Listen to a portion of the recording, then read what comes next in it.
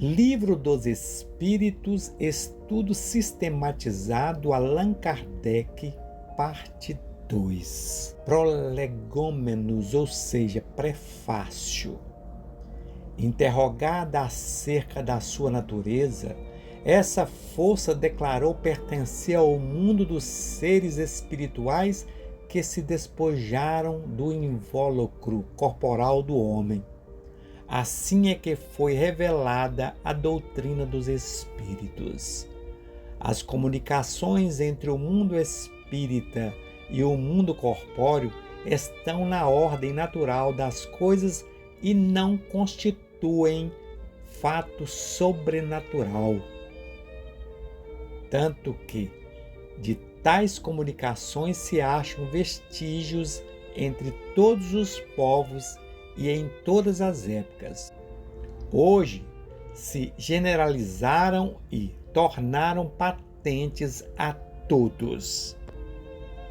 Os espíritos anunciam que chegaram os tempos marcados pela providência para uma manifestação universal e que, sendo eles os ministros de Deus e os agentes de sua vontade, tem por missão instruir e esclarecer os homens, abrindo uma nova era para a regeneração da humanidade.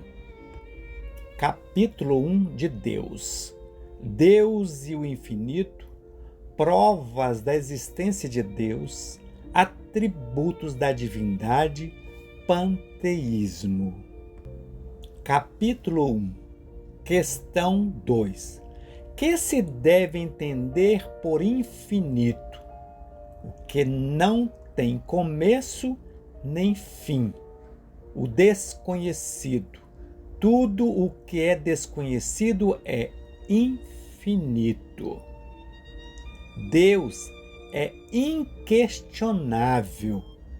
Não devemos perder tempo questionando a existência de Deus. Questão 3.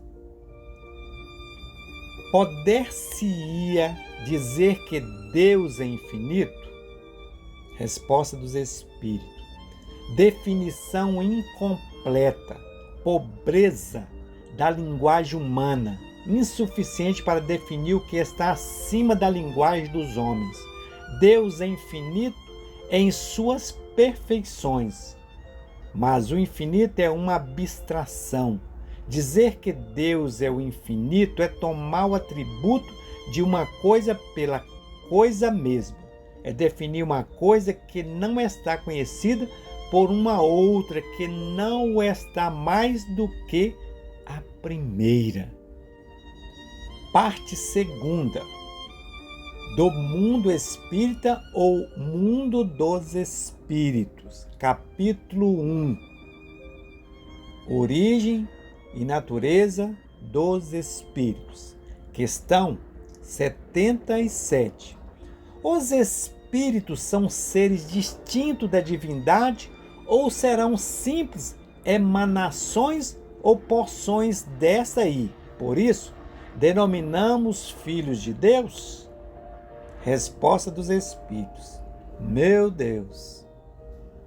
São obra de Deus, exatamente como uma máquina é do homem que a fabrica. Esta máquina é obra do homem, não é o próprio homem. Sabes que, quando faz alguma coisa bela, útil, o homem lhe chama sua filha, criação sua. Pois bem, o mesmo se dá com relação a Deus. Somos seus filhos, pois que somos obra sua. Simples assim de entendermos. Não tem que complicar muito. Somos filhos de Deus, porque Ele que nos criou. Parte terceira das leis morais. Capítulo 1. Da lei divina ou natural. Questão 615. É eterna a lei de Deus? Eterna e imutável como o próprio Deus, inquestionável. Questão 616. Será possível que Deus, em certa época, haja prescrito aos homens o que, noutra época, lhes proibiu? Deus não se engana. Os homens é que são obrigados a modificar suas leis, por imperfeitas. As de Deus, essas são perfeitas.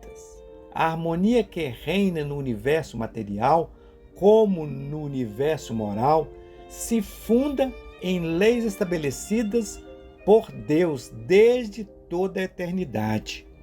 Será que ficou claro que as mudanças são nossas e que Deus criou tudo perfeito? Nós é que tentamos mudar por vaidade, por egoísmo, por necessidade de ser às vezes maior do que Deus. Parte 4. Das esperanças e consolações. Capítulo 1. Das penas e gozos terrenos. Felicidade e infelicidade relativas. Questão 921. Concebe-se que o homem será feliz na terra quando a humanidade estiver transformada? Enquanto isso, se não verifica, pode-se conseguir uma felicidade relativa? Resposta dos Espíritos. O homem é quase sempre o obreiro da sua própria infelicidade. Praticando a lei de Deus, a muitos males se forrará e proporcionará a si mesmo felicidade tão grande quanto o comporte a sua existência grosseira. Ou seja, se afastamos de Deus, nós seremos infelizes. Mas se nós colocamos em prática o nosso maior objetivo ao virmos para a terra, certamente nada vai nos atingir. Seremos felizes, porque não estaremos apegados aos bens transitórios, e tudo que nos leva à tristeza são a sensação de perdas, de coisas que realmente não são nossas, e nós nos intitulamos proprietários, sendo que nós somos usuários.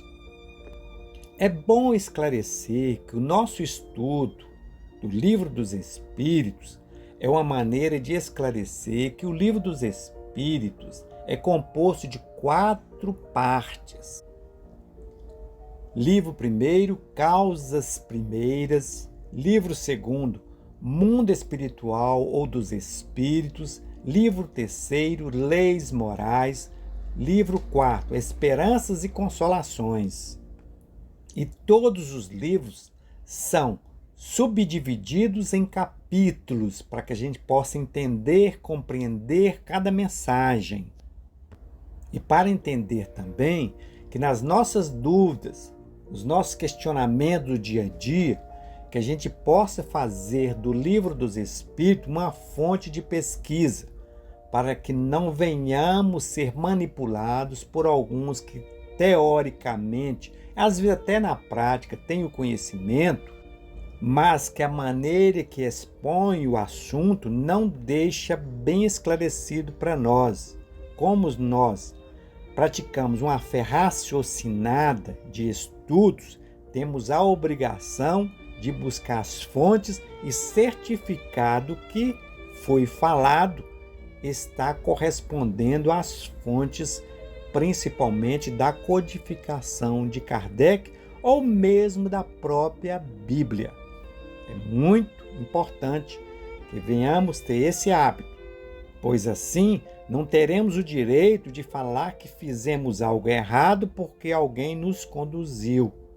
Um abraço e até a próxima, que Deus abençoe.